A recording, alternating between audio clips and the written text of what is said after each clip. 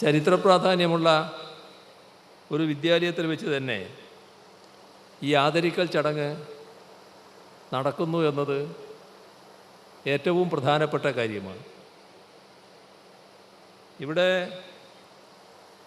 SNDP യോഗത്തിൻ്റെ അമരക്കാരനായി 3 ദശാബ്ദം ഇരിക്കുക എന്ന് പറയുമ്പോൾ കുമാരനാശാൻ പോലും 16 വർഷമേ ഈ സ്ഥാനത്ത് തുറന്നിരുന്നുള്ളൂ എന്നത് നാം ഓർക്കേണ്ടതാണ്. ഗുരു സന്ദേശങ്ങളെ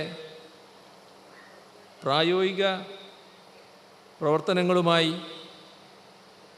സമഞ്ജസമായി സമന്വയിപ്പിച്ചുകൊണ്ട് വെള്ളാപ്പള്ളിക്ക് ഈ 3 പതിറ്റാണ്ട് കാലം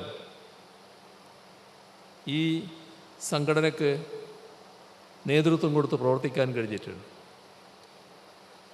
ഇനിയും കർമ്മനിരതമായ നേതൃത്വം യോഗത്തിന് ഉണ്ടാവുമെന്ന് തന്നെ നമുക്കെല്ലാവർക്കും അറിയാം.